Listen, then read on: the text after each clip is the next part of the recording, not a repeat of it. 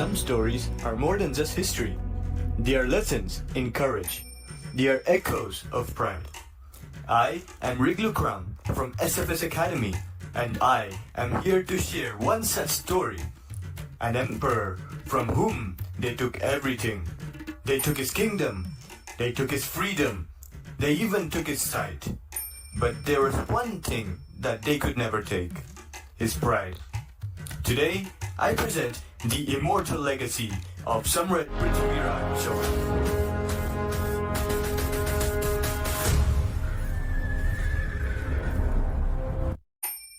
साहस क्या होता है? शौर्य किसे कहते हैं? इतिहास के पास इन सवालों का सिर्फ एक ही उत्तर है। सम्राट पृथ्वीराज चौहान सन 1159 अजमेर, एक बालक जन्मा जिसका भाग्य था इतिहास बनना। कहा जाता है एक बार एक उद्दंड हाथी को उस बालक ने अपनी शांत दृष्टि से वश में कर लिया। तभी सबने जान लिया यह कोई साधारण बालक नहीं, एक दिन महान योद्धा बनेगा। 13 वर्ष की आयु में ही उसने दिल्ली का सिंहासन संभाला। उसकी बुद्धिमत्ता, पराक्रम और न्यायप्रियता ने उसे नाम दिया वीर चौहान। वह केवल राजा नहीं था, वह चमत्कार था। उसका सबसे अद्भुत शस्त्र शब्द भेदी बाण, जहाँ लक्ष्य दिखता नहीं था, केवल आवाज सुनकर वह निशाना साधता था। लेकिन उसकी असली परीक्षा युद्ध में नहीं, प्रेम और सम्मान की कसौटी पर हुई। राजकुमारी संयोगिता के स्वयंवर में जब पृथ्वीराज की मूर्ति को अपमान स्वरूप द्वारपाल बनाया गया, तब उसने सब राजाओं के सामने जाकर उसी मूर्ति को वरमाला पहनाई। यह प्रेम नहीं, यह विद्रोह था। उसी क्षण पृथ्वीराज घोड़े पर सवार होकर पहुंचे और अपनी प्रिया को अपने साथ ले गए। वह पल बन गया संयोगिता हरण, प्रेम और स्वाभिमान का प्रतीक। लेकिन इतिहास की धारा मोड़ ले चुकी थी। अफगानिस्तान से आया था मोहम्मद घोड़े, लालच और सत्ता की आग में जलता हुआ। तराइन का पहला युद्ध 1191 पृथ्वीराज ने उसे बुरी तरह परास्त किया और फिर भी क्षमा कर जीवन दान दिया।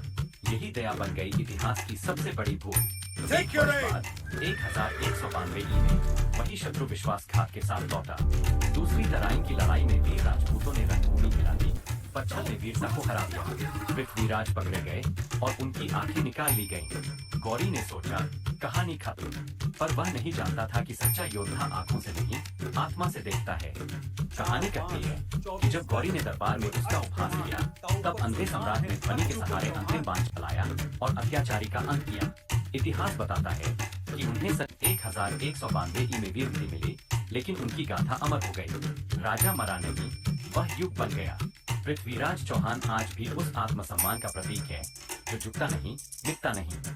And so, the story of Prithviraj Chauhan teaches us a timeless lesson that a kingdom can be lost, but honor is eternal.